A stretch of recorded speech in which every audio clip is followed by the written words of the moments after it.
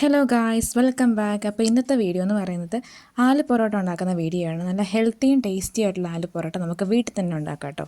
അപ്പോൾ നമുക്ക് നേരെ വീട്ടിലേക്ക് പോകാം. അപ്പോൾ ഇതിന് വേണ്ട ഇൻഗ്രീഡിയൻസ് എന്ന് പറയുന്നത് ആദ്യം തന്നെ നമുക്കൊരു പൊട്ടറ്റോ വേണം. പൊട്ടറ്റോ ഒന്ന് കഴുകിയിട്ട് നമുക്ക് കുക്കറിൽ ഇട്ടൊന്ന് പുഴുങ്ങിയെടുക്കാം. പിന്നെ നമുക്കിവിടെ വേണ്ടത് സവാളയാണ്. ഞാൻ ഇവിടെ 2 സവാള മുറിച്ച് വെള്ളത്തിയിട്ടുണ്ടോ. അടുത്തായിട്ട് നമുക്ക് ആട്ടമാവ് എടുക്കാം. ആട്ടമാവിലേക്ക് ചെറിയ ചൂടുവെള്ളം ഒഴിച്ച് ആട്ടമാവ് നല്ലൊരു ഇത് കുഴച്ചെടുക്കാം. ചെറിയ ചൂടുവെള്ളം ചേർത്ത് കുഴയ്ക്കുമ്പോഴത്തേക്ക് മാവ് അത്യാവശ്യം നല്ല സോഫ്റ്റ് ആയിട്ട് വരും. പിന്നെ കുറച്ച് നേരം ഒരു തുണി വെച്ച ശേഷം റെസ്റ്റ് ചെയ്യാൻ വെക്കാം കേട്ടോ. അടുത്തായിട്ട് നമ്മുടെ ചട്ടിയിലേക്ക് കുറച്ച് എണ്ണയോ ബട്ടറോ ചേർത്ത് കൊടുക്കുക. അത് എണ്ണയൊന്ന് ചൂടായി വരുമ്പോഴത്തേക്ക് നമുക്കിവിടെ സവോള, മുളക്, ഇഞ്ചി, വെളുത്തുള്ളി എല്ലാം അരിഞ്ഞ് വെച്ചത് ഇതിൻ്റെ അകത്തേക്ക് ചേർത്ത് കൊടുക്കുക. എന്നിട്ട് അതൊന്ന് കളറ് മാറുന്ന അത്ര നേരം അതൊന്ന് വഴറ്റിയെടുക്കുക കേട്ടോ.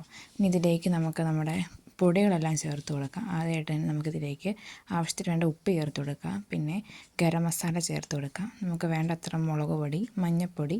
ഓൾറെഡി മുളക് ചേർത്തുകൊണ്ട് മുളക് പൊടി വളരെ കുറച്ച് ചേർത്താൽ മതി.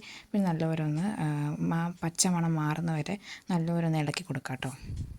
നമ്മുടെ മസാല ഒന്ന് തണുക്കുമ്പോഴേക്കും നമുക്ക് നമ്മുടെ ചപ്പാത്തി ഒന്ന് പരത്തിയെടുക്കാം. അധികം കട്ടി കുറയ്ക്കാതിരിക്കുന്നതായിരിക്കും നല്ലത്. അല്ലെങ്കിൽ നമ്മൾ മസാല അകത്ത് വെക്കുമ്പോഴേക്കും അത് പൊട്ടിപ്പോകാൻ ചാൻസ് ഉണ്ട്. ഒന്നെങ്കിൽ നമുക്ക് ഈ മസാലയുടെ കൂടത്തിൽ ഇളക്കിയെടുക്കാം, അല്ലെങ്കിൽ ചപ്പാത്തി ഉണ്ടാക്കിയ ശേഷം നടുക്കായിട്ട് വെക്കാം. ഞാൻ അവിടെ 2 രീതിയിലും ചെയ്യുന്നുണ്ട് കേട്ടോ.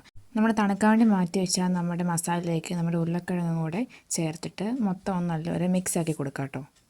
അതിന് ശേഷം നമ്മുടെ മിക്സാക്കി കൊടുത്ത മസാല ചെറിയ ചെറിയ ഉരുളയാക്കിയിട്ട് നമ്മൾ പരത്തി വെച്ചേക്കുന്ന ചപ്പാത്തിക്കകത്തേക്ക് ഇതുപോലെ വെച്ച് കൊടുക്കുക.